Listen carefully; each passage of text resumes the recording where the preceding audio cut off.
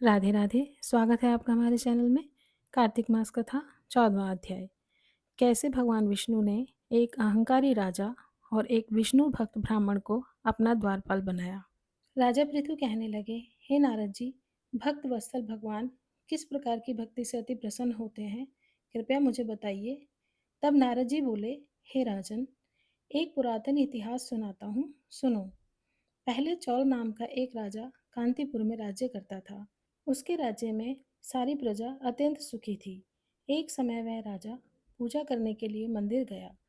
राजा ने बड़े बड़े मणि मुक्ताओं से भगवान की पूजा करी और वहीं मंदिर में बैठ गया। उसी समय उसी नगर के विष्णु शर्मा नामक ब्राह्मण ने बहुत से तुलसी दल और जल से भगवान की पूजा की। राजा के चढ़ाए हुए मणि मुक्ता आदि ढक गए।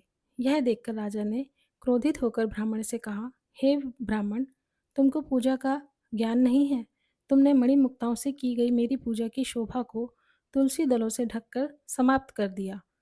तब विष्णु शर्मा कहने लगा, हे राजन, तुम अभिमान से युक्त हो, इसी कारण भगवान की पूजा को नहीं जानते।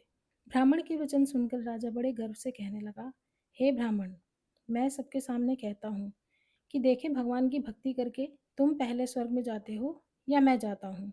इतना कहकर राजा ने गुंगुल ऋषि को आचार्य बनाकर बड़े बड़े यज्ञ आरंभ कर दिए। साथ ही ब्राह्मणों को बहुत सा दान देने लगा। विष्णु शर्मा भी सदा की भांति भगवान का नित्य पूजन करता रहा। उसने 5 नियम अपना लिए। माघ तथा कार्तिक के व्रत, तुलसी वन रोपण, एकादशी के व्रत और ओम नमो भगवते वासुदेवाय का मंत्र। वह दिन रात भगवान का कीर्तन करता रहता। चलते फिरते उठते बैठते सदैव भगवान का स्मरण करता रहता। एक समय भोजन करता। एक दिन विष्णु शर्मा ने रसोई बनाई तो कोई उसका भोजन उठाकर ले गया। उसने फिर रसोई नहीं बनाई कि सायंकाल का व्रत भंग न हो जाए, और भूखा ही सो गया। इस प्रकार यह क्रिया 7 दिन तक होती रही।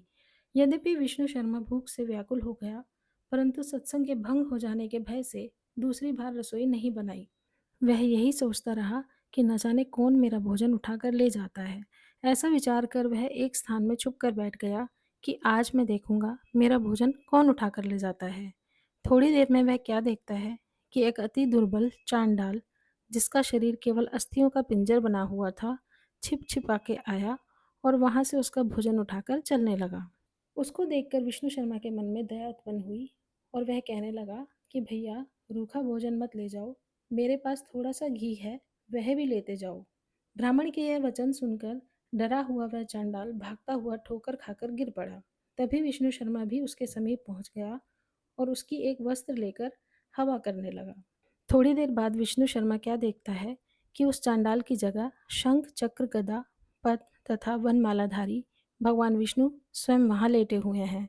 उसी समय ब्राह्मण ने भगवान के चरणों में गिरकर प्रणाम किया।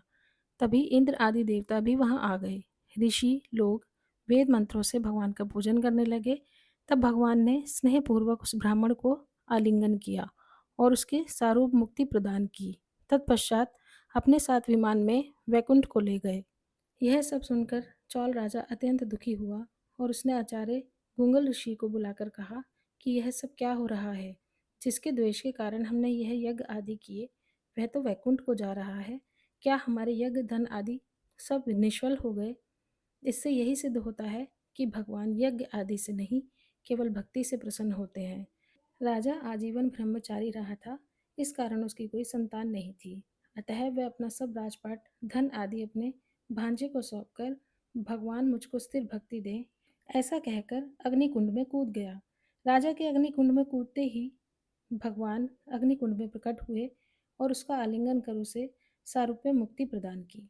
इसके पश्चात विष्णु भगवान ने विष्णु शर्मा को पुण्यशील तथा चौल राजा को सुशील नामक अपना द्वारपाल बना दिया। कार्तिक मास कथा 14वां अध्याय समाप्त। राधे राधे।